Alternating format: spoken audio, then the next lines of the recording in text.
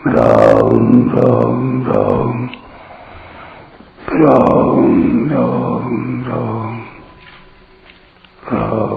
राम राम नारायण नारायण। मृत्युः सर्वहरश्चाह मोद्भवश्च भविष्यताम् कीर्तिः श्रीर्वाक्च नारीणाम् स्मृतिर्मेधा धृतिः क्षमा। 34वां श्लोक। सबका हरण करने वाली मृत्यु और उत्पन्न होने वालों का उद्भव मैं हूँ तथा स्त्री जाति में कीर्ति, श्री, वाक, स्मृति, मेधा, धृति और क्षमा मैं हूँ। व्याख्या। मृत्यु सर्वहरश्चाहम्। मृत्यु में हरण करने की ऐसी विलक्षण सामर्थ्य है कि मृत्यु के बाद यहाँ की स्मृति तक नहीं रहती, सब कुछ अपहृत हो जाता है। वास्तव में यह सामर्थ्य मृत्यु की नहीं है, प्रत्युत परमात्मा की है। अगर संपूर्ण का हरण करने की, विस्मृत करने की भगवत प्रदत्त सामर्थ्य मृत्यु में न होती तो अपनेपन के संबंध को लेकर जैसी चिंता इस जन्म में मनुष्य को होती है, वैसी ही चिंता पिछले जन्म के संबंध को लेकर भी होती। मनुष्य न जाने कितने जन्म ले चुका है। अगर उन जन्मों की याद रहती तो मनुष्य की चिंताओं का, उसके मोह का कभी अंत आता ही नहीं। परंतु मृत्यु के द्वारा विस्मृति होने से पूर्व जन्मों के कुटुंब, संपत्ति आदि की चिंता नहीं होती।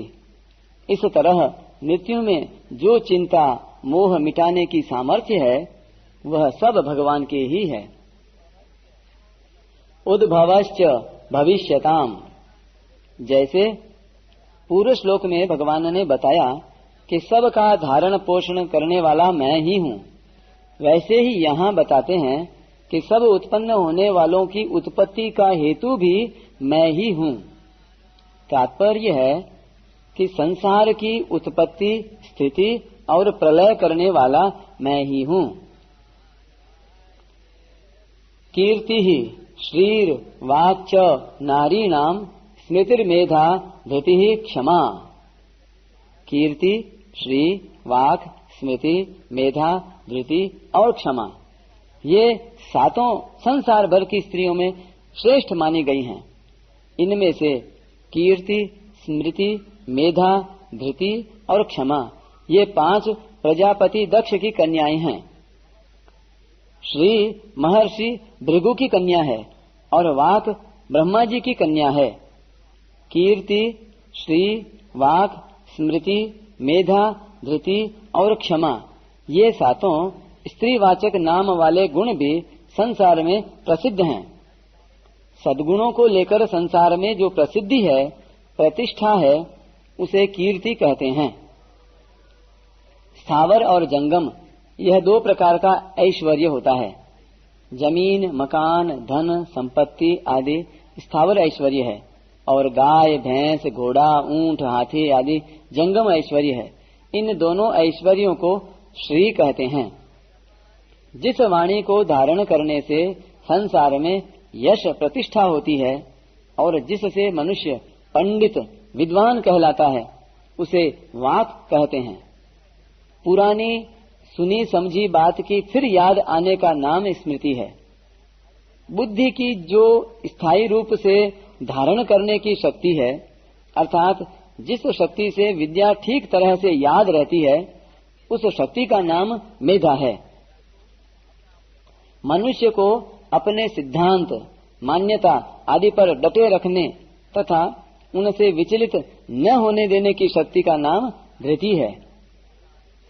दूसरा कोई बिना कारण अपराध कर दे तो अपने में दंड देने की शक्ति होने पर भी उसे दंड न देना और उसे लोक परलोक में कहीं भी उस अपराध का दंड न मिले, इस तरह का भाव रखते हुए उसे माफ कर देने का नाम क्षमा है।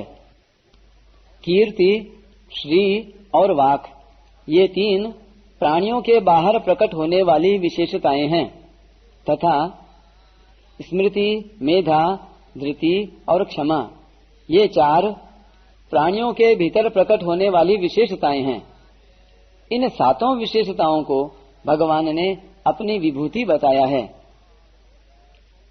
यहाँ जो विशेष गुणों को विभूति रूप से कहा है, उसका तात्पर्य केवल भगवान की तरफ लक्ष्य कराने में है। किसी व्यक्ति में ये गुण दिखाई दें तो उस व्यक्ति की विशेषता न मानकर भगवान की ही विशेषता माननी चाहिए और भगवान की ही याद आनी चाहिए। यदि ये गुण अपने में दिखाई दें तो इनको भगवान के ही मानने चाहिए, अपने नहीं। कारण कि यह दैवी संपत्ति है, यानी भगवान की संपत्ति है जो भगवान से ही प्रकट हुई है। इन गुणों को अपना मान लेने से अभिमान पैदा होता है, जिससे पतन हो जाता है, क्योंकि अभिमान संपूर्ण आसुरी संपत्ति का जनक है। साधकों को जिस किसी में जो कुछ विशेषता सामर्थ्य दिखे, उसे उस वस्तु व्यक्ति का न मानकर भगवान की ही मानना चाहिए। जैसे लोमश ऋषि के शाप से काक भुसुंडी ब्राह्मण से चांडाल पक्षी बन गए, पर उनको न भय हुआ, न किसी प्रकार की दीनता आई और न कोई विचार ही हुआ, प्रत्युत उनको प्रसन्नता ही हुई। कारण कि उन्होंने इसमें ऋषि का दोष न मानकर भगवान की प्रेरणा ही मानी। सोनो खगेश नहीं कछु ऋषि दूषण, पुर प्रेरक रघुवंश विभूषण।